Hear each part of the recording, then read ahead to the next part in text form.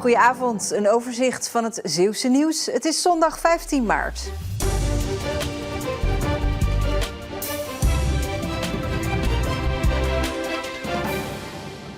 Een aantal Schouwse ondernemers is niet blij met de gemeente. Want in het gemeentehuis staat sinds een maand ineens een pasfotohokje voor paspoorten en rijbewijzen.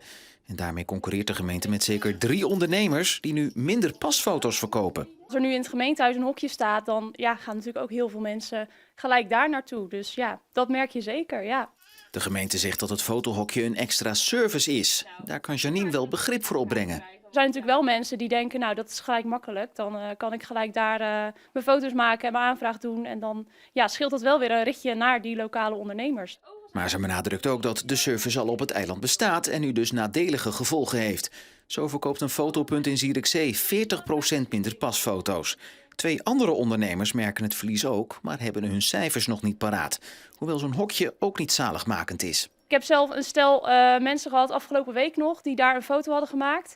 Die werd afgekeurd, de kwaliteit was niet goed en dat soort dingen. Dat kan dus ook in een hokje, dus het is niet dat die dan wel goed is. De gemeente heeft de zorgen van de ondernemers gehoord en gaat binnenkort met ze in gesprek.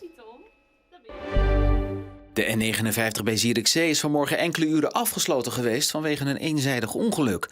Een auto belandde eerst in de berm, sloeg vervolgens meerdere keren over de kop en kwam daarna op de andere weghelft tot stilstand.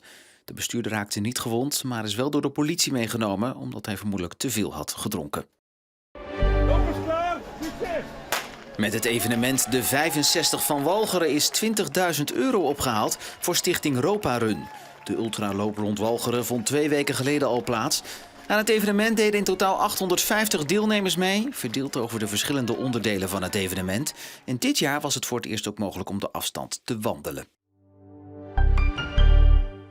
Het beweegpark in Groede is bijna klaar. Dankzij subsidies en vrijwilligers is de aanleg mogelijk gemaakt. Het park komt er op verzoek van de inwoners zelf, want ze wilden niet wachten op de gemeente. We kunnen wel onze hand ophouden en zeggen, gemeente, dit willen wij en dit moet er komen. Maar er zijn meerdere wegen naar Rome en dit was een andere route. En we dachten, nou kijken, nee heb je, ja kun je krijgen en kijken of het ons op die manier ook lukt. 10 jaar na het eerste idee is het park nu dus bijna klaar. De toestellen staan al op hun plek, van een pannakooi en trampolines tot een klimtoestel. Ik vind het heel tof en we hebben hier ook veel kinderen. We hebben ook een basisschool in de buurt, dus we hopen dat we hier nog heel veel kunnen spelen, ja. Vrijwilligers leggen de komende week nog de laatste paadjes aan. Ook wordt er nog gewerkt aan de aankleding van het terrein, waar de kinderen bij helpen. Daar hebben we tribunes en daar moesten ze een beetje vullen en zo. Dus ik heb met lavazand heb ik daar zo een beetje de hoekjes gevuld. Zodat het net iets mooier kan zijn. Het park moet een ontmoetingsplek worden voor dorpsgenoten. En vooral voor jongeren was er in het dorp nog weinig om samen te komen. Volgend weekend wordt het park officieel geopend.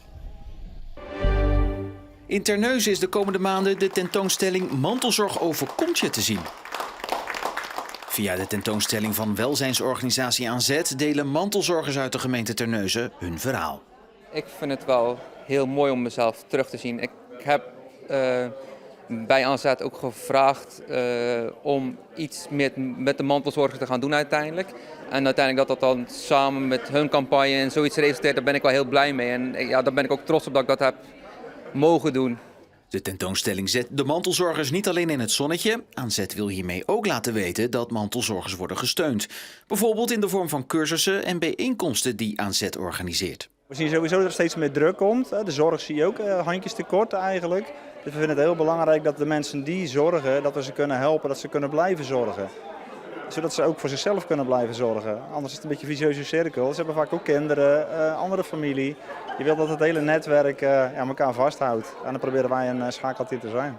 De expositie reist de komende 3 maanden langs verschillende plekken in de gemeente Terneuzen.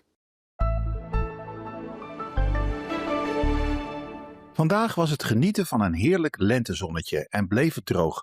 Al was er vanmorgen vroeg eerst lokaal nachtvorst. Vanmiddag liep het kwik onder een strak blauwe hemel op naar 10 graden pal langs het water tot 12 à 13 meer landinwaarts. Vanavond komt er vanuit het westen meer bewolking Zeeland binnen en gaat het later op de avond regenen. De wind neemt daarbij toe naar vrij krachtig tot lokaal krachtig uit zuidwest. Komende nacht en vroege ochtend regent het nog geruime tijd bij zo'n 7 graden. Morgen overdag is er naast zon ook een paar buien mogelijk. Het wordt dan rond 11 graden. De wind neemt af naar matig tot vrij krachtig en komt uit west tot zuidwest. Vanaf dinsdag krijgen we meer invloed van een hoge drukgebied en dat betekent meer zon, minder wind en hogere middagtemperaturen. Woensdag kan het lokaal 18 graden worden. En met het weer zijn we aan het einde van deze Zeeland Nu. Een hele fijne avond.